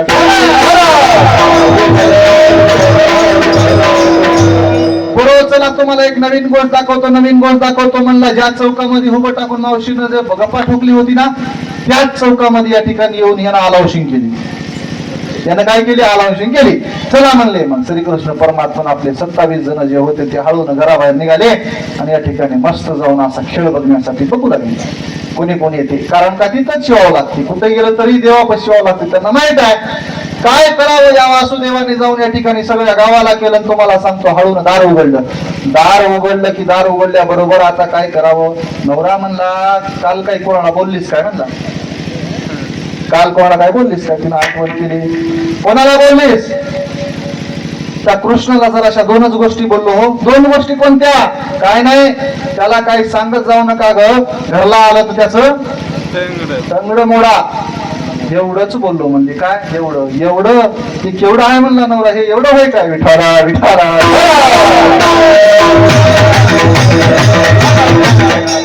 त्याच्यासाठी हे एवढं नाही. आता तिथं गेल्याशिवाय ही गाठ सुटत नाही. बरेच जण प्रतीक महाराजासारखे ताकदवान आले, कशाची गाठ सुटते होती, देवानं सोडलेली गाठ आहे, देवानं बांधलेली गाठ आहे. हा, परेशान झाले. चला म्हणले आता चलायला जाऊ. तो 7.5 फुटाची बाईन, 4 फुटाचा गडी, 4 फुटाचा गडी. आता हिच्या येणीला याची दाढी, हे जसं काय एखाद्या कुपाट्यावर दूध लोंबते तसं मागे येऊ लागलं.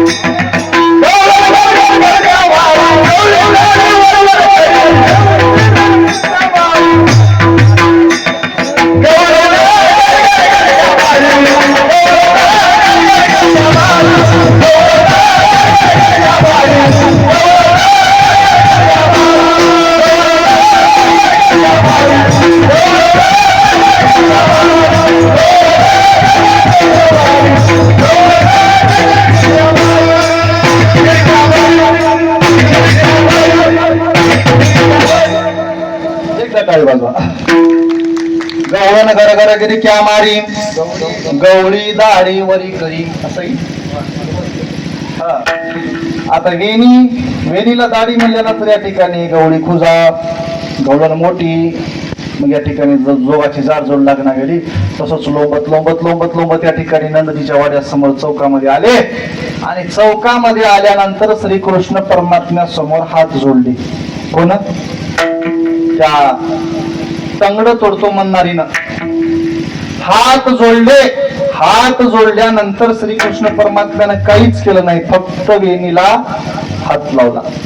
आणि हात लावल्याबरोबर संदेहाच्या सुटल्यावर झालो पोटी शीतळ. विठाला विठाला.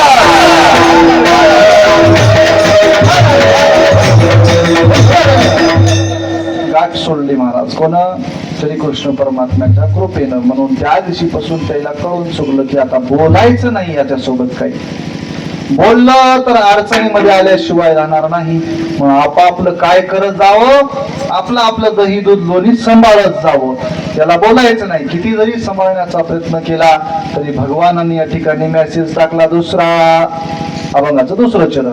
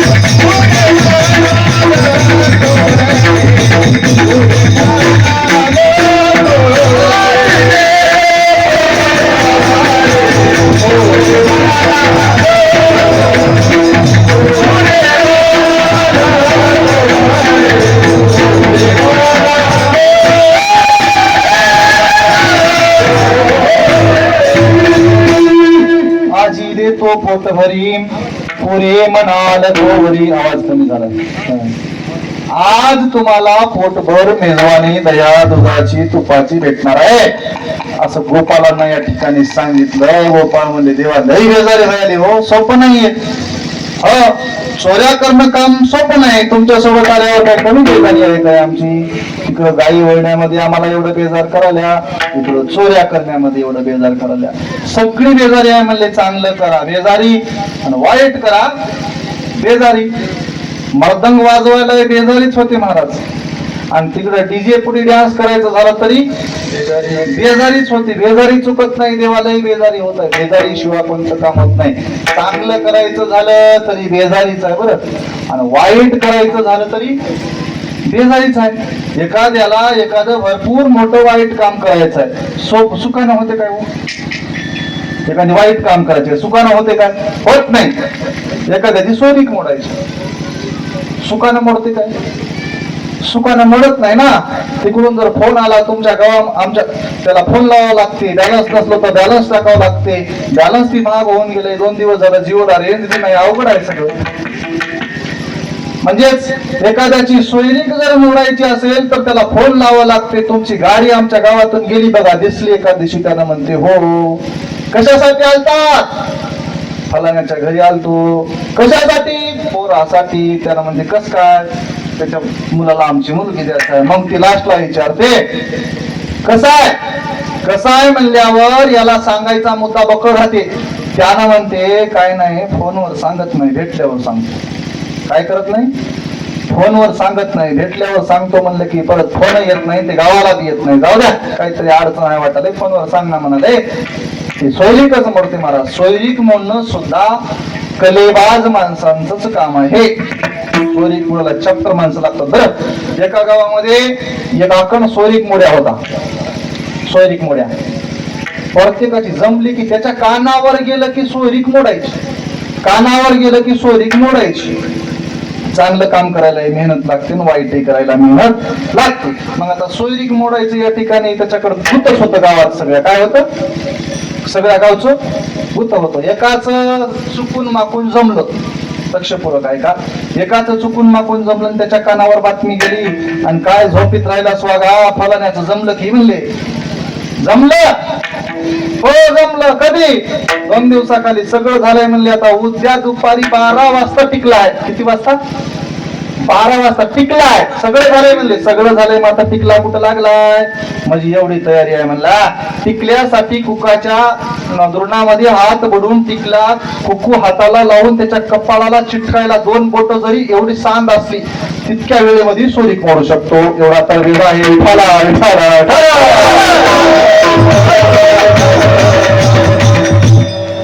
वाह, काय करावं काय करावं. त्यानं दुसऱ्या दिवशी सकाळच्या पारी या ठिकाणी 12 वाजण्याची वाट बघत बसला.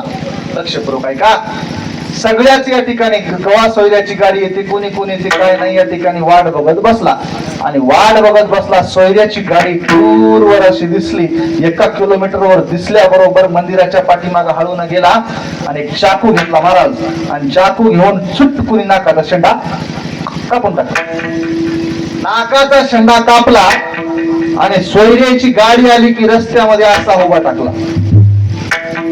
सोयऱ्यानं माग धोत्र्या माणूस बसून होता, माग चांगला बुजुर्ग धोत्र्या माणूस म्हणला दरावर गाडी कुठं फिरते बघा, आणि गाडी परतून घ्या. गाडी परतून घ्या म्हणल्यावर जीनची पॅन्टीवाले पोरं होते की नाही, ते सगळे पॅन्टवाले पोरं म्हणले काय झाले? काय नाही, नाक कापलंय. म्हणजे काय झालंय? आपसकून आलंय, पुढे आता शुभ कार्य करता येणार नाही, आपल्याला जावं लागेल. नाक कापलेलं माणूस म्हणजे काय आहे? आपशकून आहे. ती गाडी परतून गेली. सोयरीक मोडली या ठिकाणी. अहो सोयरीक मोडली तर मोडली, पण नाक गेलं ना. नाकाचं काय? नाक गेलं. लोक हसू लागले. सोयरीक जाऊ दे रे, नाक गेलं की. त्यानं म्हणला नाकाची जोड बरोबर लावतो बघा म्हणला. गेलं मंदिरावर एका दिवशी. दुसऱ्या दिवशी मंदिरावर गेलं, महाराज भजन चालू केलं जोर जोरात. भजन म्हणलं ज्ञानोबा तुकाराम, ज्ञानोबा तुकाराम, ज्ञानोबा तुकाराम, लोक म्हणले सोयरीक मोड्या भजन कसं काय म्हणालाय गडे. नेमकं काय झालं, 5-6 माणसं जमले, जम 10 माणसं जमले.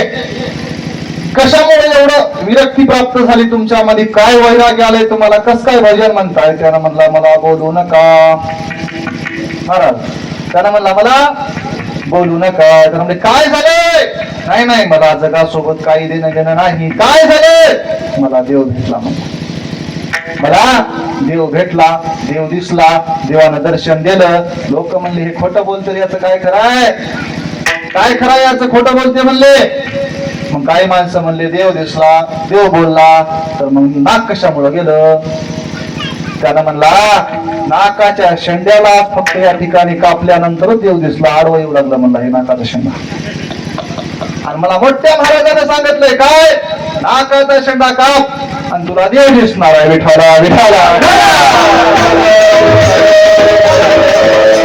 महाराजांना सांगलं, मी ऐकलो. दुसऱ्या दिवशी देव भेटला. लोक म्हणले खरं तर म्हणत नसेल की, काही लोकांच्या मनात या ठिकाणी सुरू झाल्या भावना उलट्या फिरायला. खरं तर म्हणत नसेल की, एक 70-75 वर्षाचं उठलं म्हणलं आता माझ्या नाकाचं काही काम राहिलं नाही, आणि देव जर नाक कापल्यानं भेटत असल तर देवे दिला देहे भजना घुमटा तो या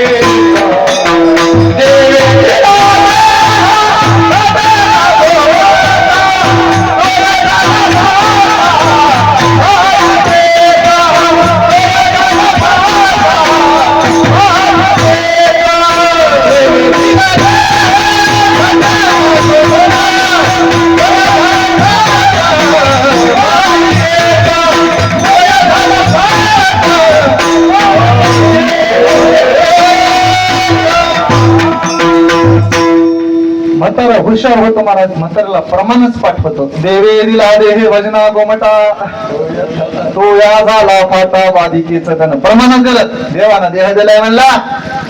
आणि या नाकाच्या शेंड्यामुळे देव भेटत नसेल तर नाकाचा आणि या देहाचा काय संबंध आहे म्हणला. ती चाकू घेतलं आणि पराभाग गेलं कोणते म्हातार, आणि त्याने नाक कापलं आपलं. आलं समोर त्याच्या बाजूला, ते म्हणू लागलं ज्ञानोबा तुकाराम, ज्ञानोबा तुकाराम. आणि त्याला विचारलं होय कुठं आहे देव, बाजूच्याला कुठं आहे देव, कुठं आहे देव. ते म्हणला का बस, कुठं देव दिसत असते का म्हणला, एकटा नकटा होतो तुला जोडीला केला म्हणला. विठाला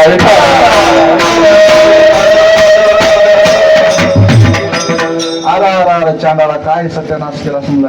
शेवटी नाक कापलास. त्यानं म्हणला गंमत करतो आहे, फक्त एकच काम कर, गावात असे दोघच जमनात आपल्याला लोक चिडितात, आपण 10 जोडीदार करूत म्हणला. फक्त तो देव दिसला म्हण काय कर, देव दिसला म्हण. ते म्हणायला सुरू केलं की वाह देव दिसला, वाह देव दिसला. नाक गेलं हेही म्हणून येतं काय करावं. त्यांना म्हणलं नाक गेलं, आता एवढं तरी केलं हरकत नाही. देव दिसला, देव दिसला, देव दिसला म्हणून लागलाय. लोक म्हणले नक्की खोटं बोलते, पण ते बोलत नाही ना, ते खरं बोलते. त्याचा विश्वास लोकांना पटला आणि गावातले सगळेच म्हातारे तयार झाले. चुटू चुटू चुटू चुटू चुटू चुटू आपले नाक कापून टाकले महाराज. आणि 10-15 लोक मंदिरावर नाक कापले उभं टाकले. प्रत्येक जण ज्ञानोबा तुकाराम, ज्ञानोबा ज्ञानोबा तुकाराम म्हणला. एकूण एकाला माहित कुठं आहे रे देव, कुठं आहे देव, कुठं आहे रे देव, कुठं आहे देव.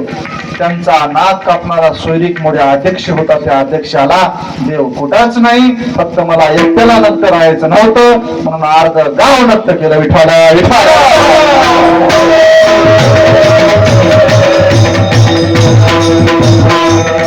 सांगायचं तात्पर्य दृष्टांत संपला. मुद्दा असा आहे, चांगलं करा तेवढाच वेळ लागणार, तेवढीच मेहनत लागणार.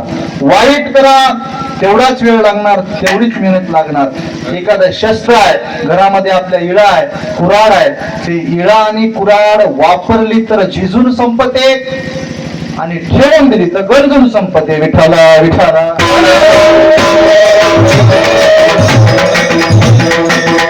म्हणून म्हणून जीवनामध्ये सत्कर्म केले पाहिजे आणि चांगला ध्यास घेतला पाहिजे. गोपाळांच्या नामा इच्छा पुरवल्या आणि देवाने या ठिकाणी प्रत्येकाला या ठिकाणी सुंदर प्रकारे आजी देतो पोटभरी पुरे म्हणाल तोवरी, कोणी कोणाशी न बोला, कोणी कोणाला बोलू नका. आणि बोलत नाही तर काय करा, हळूहळू चाला, कोणी कोणाशी न बोला, हळूहळू या, पावलाचा आवाज येऊ देऊ नका.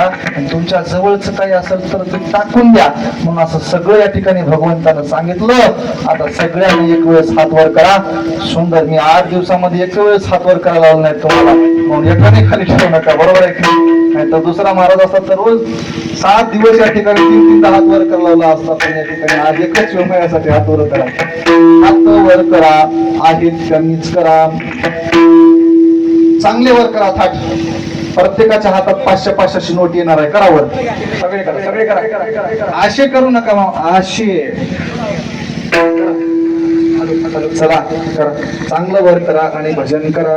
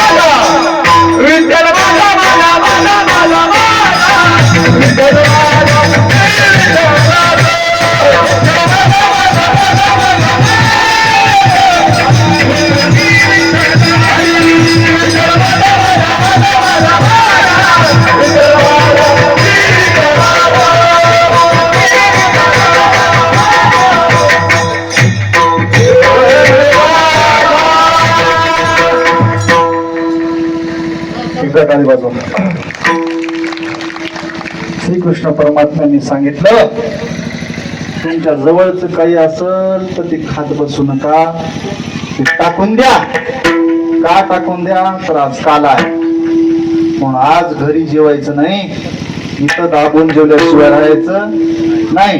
कारण का इथलं अन्न हे पवित्र असतं. म्हणून काल्याचं भोजन या भेटण्यासाठी या ठिकाणी आपण भाग्यवान आहोत. आपल्याला काल्याचा प्रसाद भेटणार आहे. सगळेजण या ठिकाणी या लाभासाठी आपण या ठिकाणी काहीतरी पुण्य केलं असावं, म्हणून हा लाभ आपल्या पदरामध्ये पडलेला आहे. भगवंतांनी सुद्धा सांगितलं की बाबा रे, तुमच्या जवळ जे काय आहे ना, कन्या, भाकरी, शिळ, पाक वगैरे टाकून द्या, आणि त्याच्यानं काही तुमचा आज पोट भरणार नाही. अभंगाचं 4थं चरण. कमने साडा गाठी तो कमने साडा गाठी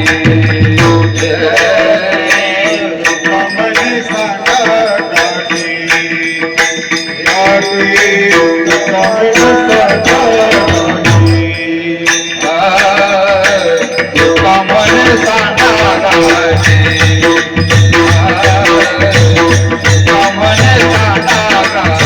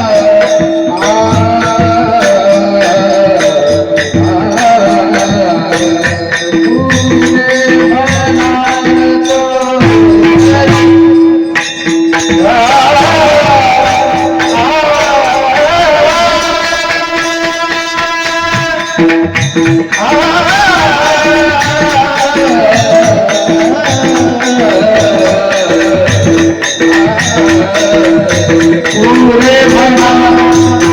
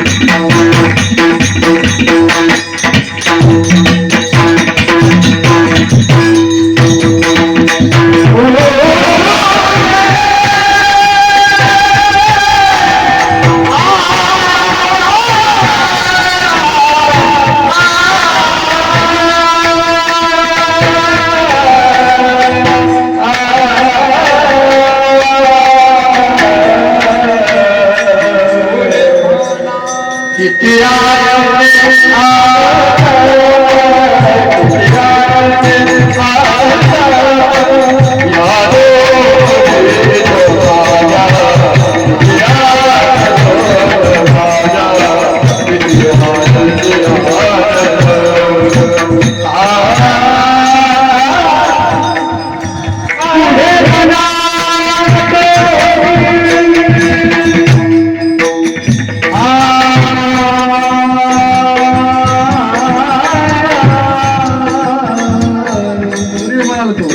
पुणे म्हणाला तो वरीच होय. पुणे म्हणाला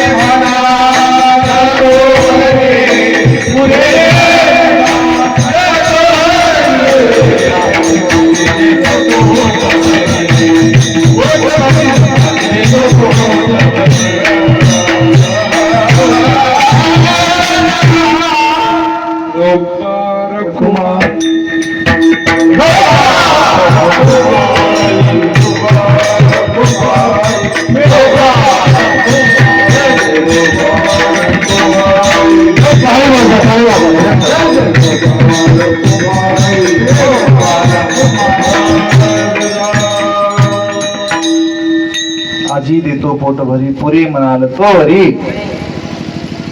अभंगाच्या द्वारा श्रीमंत संत श्री तुकोबारायांनी भगवंताच्या लीलांचं वर्णन केलं. जसं माझ्या बुद्धीला झेपलं तोललं तसं बोलण्याचा प्रयत्न केला. अखंड हरिनाम सप्त्यातील ह्या काल्याच्या कीर्तनाने सप्त्याची सांगत आहे. सर्वांनी या ठिकाणी सुंदर साथ दिली. सर्व भजनी मंडळ याकडपासून ते त्याकडपर्यंतच्या महाराजांसाठी एकदा टाळी वाजवा. अतिशय उत्कृष्ट या ठिकाणी 7 दिवस तुमच्या इथे राहून ज्यांनी साथ दिली ते असे असणारे हरिभक्ती पारायण आमचे काय नाव महाराज? देवीदास महाराज. तिकडे त्याचं नाव नाही किती गावात होते? शंकर महाराज तुराटीकर.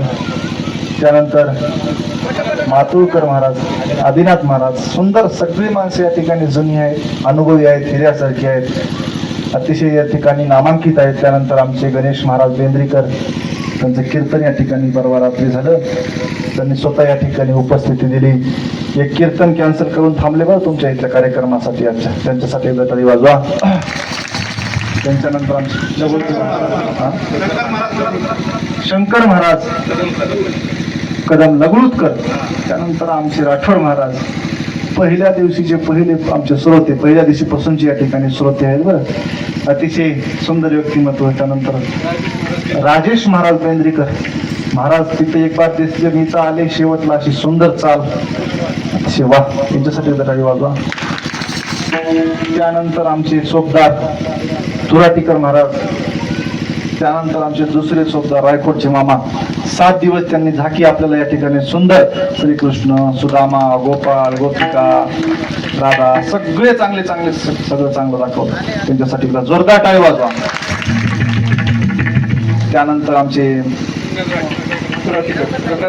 गंगाधर मामा तुराटीकर. 22 तारखेला आपली भेट होणार आहे आपल्या तुराटीमध्ये. गंगाधर मामा यांची उपस्थिती आहे सुरुवातीला. त्यानंतर आमचे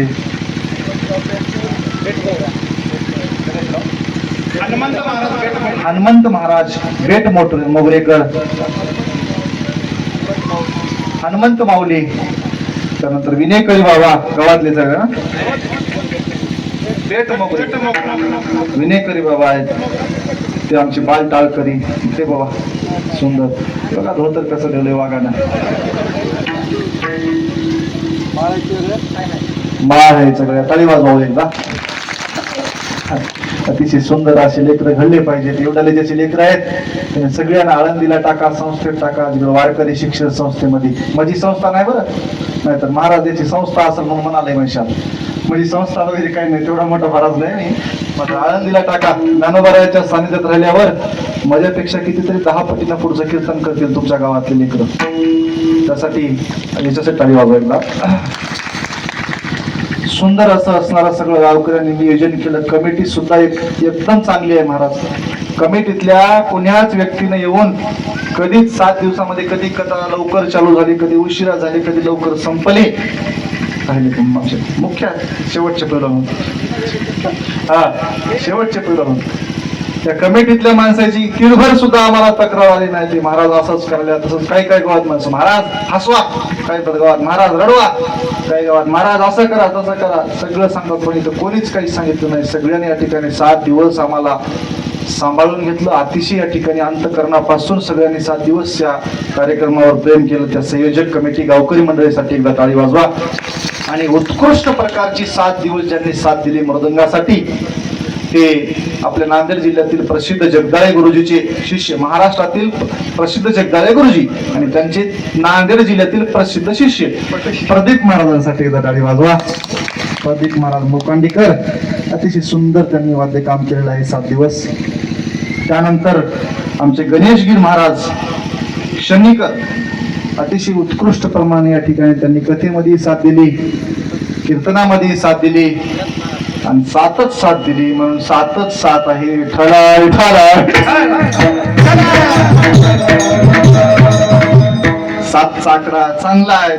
त्यांची आमची बरीच दिवसापासून 7 आहे. गणेश महाराज आहेत. त्यानंतर हे मृदंगाचार्याचं नाव काय,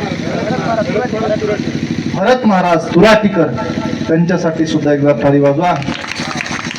आणि विशेष 7 दिवस आम्हाला या ठिकाणी ज्यांनी बोलतं केलं अशी सिस्टम, कुठली आहे सिस्टम, खेपणाळीची सिस्टीम वाले दादा, त्यांच्यासाठी पण जोरदार टाळी वाजवा. माणूस फार दिलदार आहे बरं. असं करा तसं करा म्हणजे कधीच राग केलं नाही. तुम्हाला सांगतो एका गावामध्ये एका सिस्टीम वाल्याला आवाज द्या, कमी करा, बेस वाढवा, ट्रबल वाढवा म्हणलं की त्यानं 2 बॉक्स आणून आमच्या जवळ ठेवले मांडीपाशी. काय करायचं करून घ्या म्हणला. मी चलो घरला. सगळ्याच सगळं सहन करून सुंदर आवाज दिला. त्यांचे सुद्धा धन्यवाद. मंडप सुद्धा सुंदर आहे, सगळं नियोजन सुंदर आहे. आता शेवटला राहिले आमचे चॅनलवाले दादा. चॅनलवाले दादाने सुद्धा 7 दिवसाचे कार्यक्रम तुम्हाला सांगतो उत्कृष्ट प्रकारे भरलेले आहेत. क्लिअरिटी चांगली आहे, मोबाईलची भरण्याची पद्धत चांगली आहे. अक्षरशः तुम्हाला सांगतो आडवं तिडवं पडून भरालेत, मात्र जवळ किलरच भराले बरोबर. असं वाकून मी बघायला द्यायचं 7 दिवस. काही जीवाचे हाल करत आहेत, पण असं क्लिअरिटी मध्ये अति उत्कृष्ट आहेत. नामा हाकी चॅनल साठी एकदा टाळी वाजवा. 2-3 महाराजाचं कीर्तन सुंदर आले. असं नंबर 1 तुम्हाला सांगतो. कथा सुद्धा सुंदर आली, पण माझ्या सगळ्या कथा अजून टाकल्या नाही. तुम्ही अपलोडला टाकणार आहे की अपलोडला चालू आहे. टाकावं लागते. एवढ्या माणसात शब्द द्यायला सांगालो. उत्कृष्ट प्रकारे यांनी सुद्धा सेवा दिली.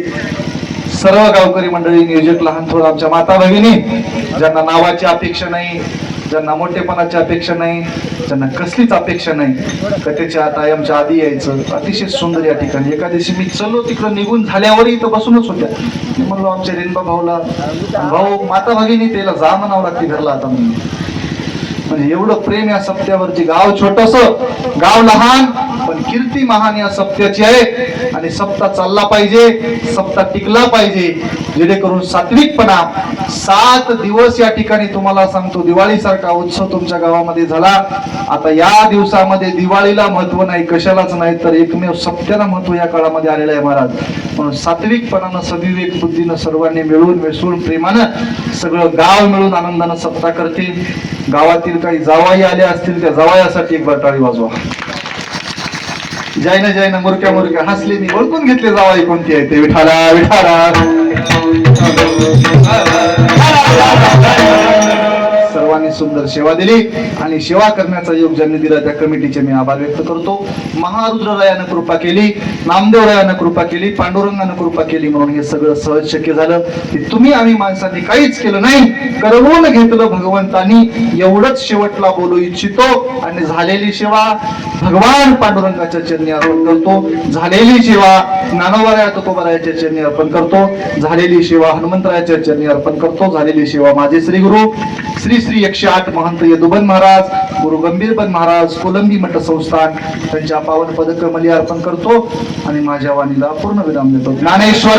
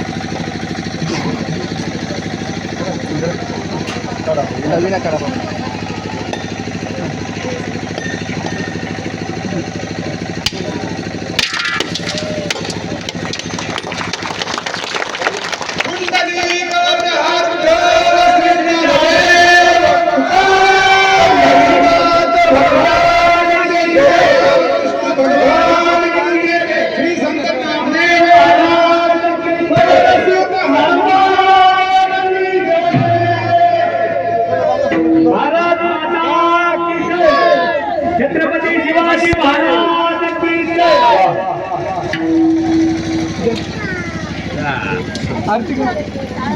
विठ्ठल जय जय